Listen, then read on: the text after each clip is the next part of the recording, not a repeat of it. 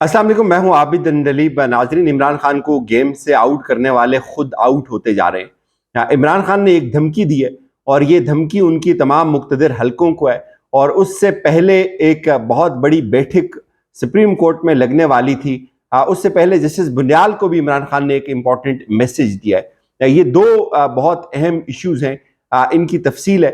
और मेरे ख्याल में जो आज इमरान खान ने एक मैसेज सुप्रीम कोर्ट को दिया है, उसमें वाजे लाउड एंड क्लियर एक मैसेज है कि आपकी जो क्रेडिबिलिटी है, ये उसका सवाल है, आपकी बका का सवाल है। अगर आप 90 दिन के अंदर इलेक्शन नहीं करवा सकते तो आप सुप्रीम कोर्ट को ताला लगा दें। उसके साथ साथ इमरान खान ने आज बहुत सारी बातें की। उन्होंने ये कहा कि जितने भी हालात इन्होंने ख़राब किए, इसकी जिम्मेदारी इस मौजूदा हुकूमत के ऊपर है। और जो क्रेडिबल मईशत के एक्सपर्ट लोग हैं, वो ये बात मानते हैं कि इन हालात में तकरीबन 10 करोड़ लोग बेरोजगार हुए हैं। ये कोई आम बात नहीं है। आप ये सोचें कि अगर दो फर्द अगर बेरोजगार होते हैं घर में, तो वो घर पूरा जो है वो किस तरह से शेक कर जाता है। तो इसी तरह से अगर एक मुल्क के अंदर जिसकी आबादी कुल 25 करोड़ हो, उसके अगर 10 करोड़ लोग 1-2 साल के अंदर बेरोजगार हों, उनकी जॉब चली जाए, तो आप ये देखें कि वो मुल्क, वो लोग, वो खानदान किस तकलीफ से गुजरेंगे और उनका जो सब्र है वो कहीं ना कहीं जाकर फटेगा।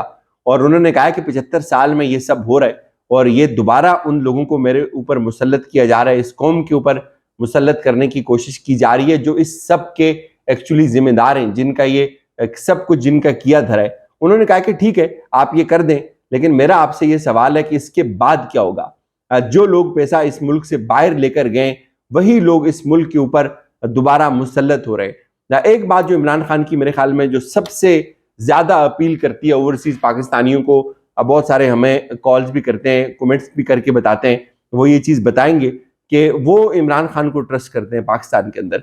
और उसकी एक वजह है, मैं बहुत सोच विचार के बाद ये बात कहने पे मजबूर हूं कि उसकी वजह क्या है।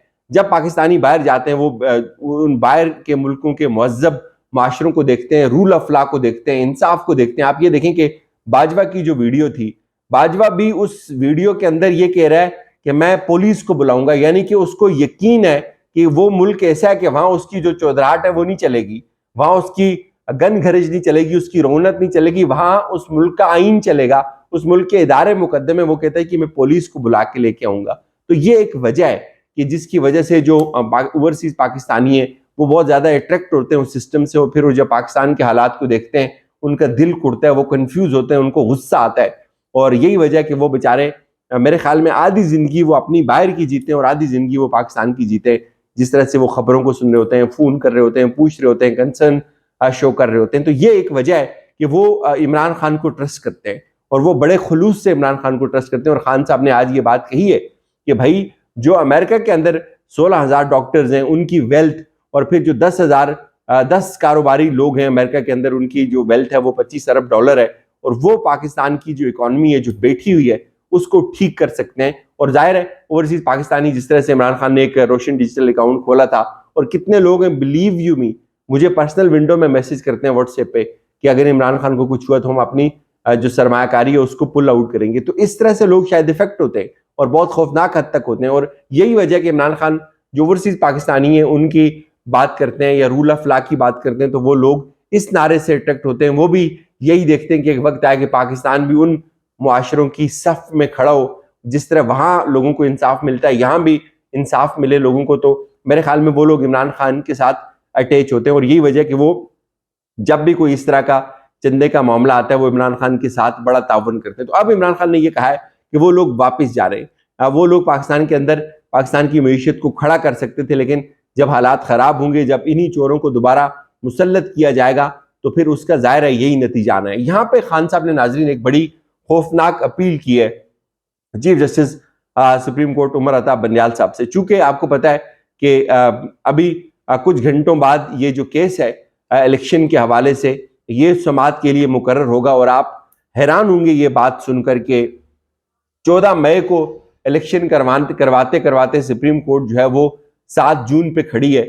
7 जून को ये केस की समाअत होगी, जिस केस के मुताबिक, जिस इशू को हमने रिजॉल्व करना था 14 मई को। 14 मई के इलेक्शन की तैयारी हम 7 जून को कर रहे होंगे। पूरी दुनिया में कहीं ऐसा नहीं हुआ होगा। मुझसे लिख के ले लें, अगर आप ये चीज आपके पास कोई एग्जांपल हो तो बेशक कमेंट सेक्शन में मुझे बताइएगा कि पूरी दुनिया में ऐसा नहीं हुआ होगा कि कोई सुप्रीम कोर्ट किसी मुल्क की इस मकाम के ऊपर पहुंची हो। तो आप इमरान खान ने मेरे ख्याल में एक लास्ट मैसेज दिया है उमर अता बनियाल साहब को कि भाई अगर आप खड़े हो सकते हैं तो हो जाएं। ये आपकी क्रेडिबिलिटी का सवाल है कि 90 रोज के अंदर खुद चीफ साहब ने भी ये बात कही थी। चीफ साहब ने एक बड़ी तकरीर के अंदर और बड़े गुस्से से ये कहा था कि अगर हम ये कहते हैं कि 90 दिन, तो ये 90 दिन हमारी ख्वाहिश नहीं है, ये आइन है।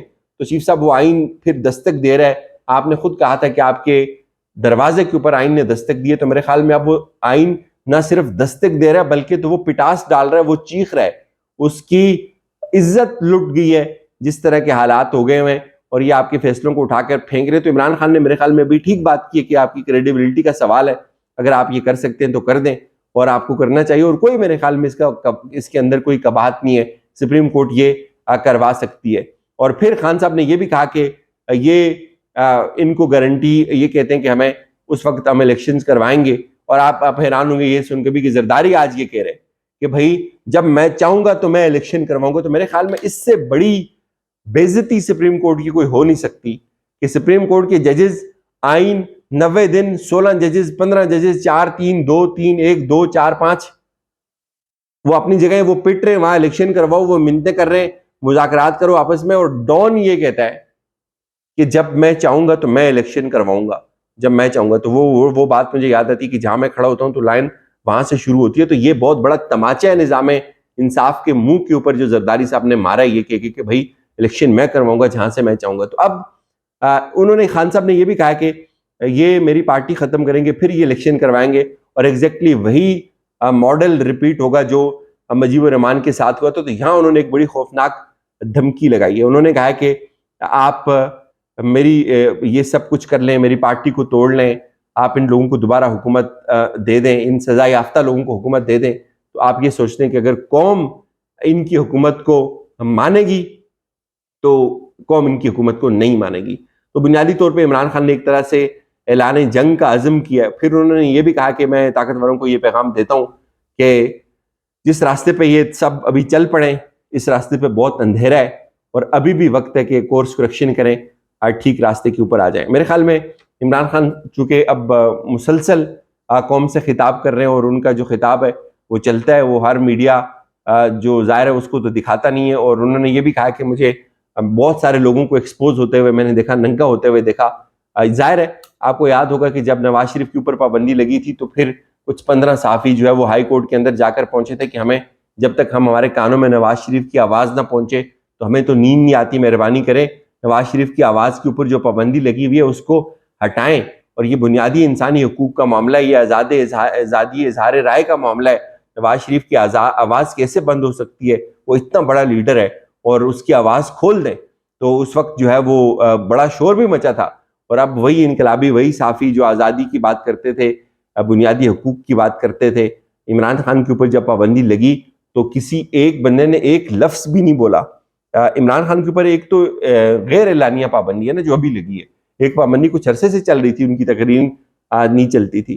तो क्या वजह है? किसी ने तो कोई एक बात नहीं की, किसी एक को भी बुनियादी इंसानी हकूक़ याद नहीं आए, किसी एक को भी एक लम्हे के लिए भी ये ख्याल नहीं आया कि ये क्या हो गया है, हमें भी बात करनी चाहिए। या एटलीस्ट अपना वो भरम ही रखते, नवाज शरीफ के लिए अगर जो एक असूल बनाया था वही असूल इमरान खान के लिए भी अप्लाई कर देते। हालांकि इमरान खान के फॉलोवर तो नवाज शरीफ के फॉलोवर से कई गुना ज्यादा हैं, उनको सुनने वाले कई गुना ज्यादा हैं, उनको उनकी जो व्यूज हैं, जो उनकी स्पीचेस होती हैं, जो उनकी यूट्यूब के ऊपर आते हैं, उनको फिगर्स को आप देख लें और नवाज शरीफ की तकरीर के फिगर्स को आप देख लें, तो ये तो सबको पता है। लेकिन उसके बावजूद भी किसी को ये तौफीक नहीं हुई है। बहरहाल दो बड़े खौफनाक मैसेज है इमरान खान साहब की, एक चीफ साहब को कि अगर आप ये करवा सकते हैं तो करवाएं, नहीं तो आपकी क्रेडिबिलिटी कोई नहीं रहेगी।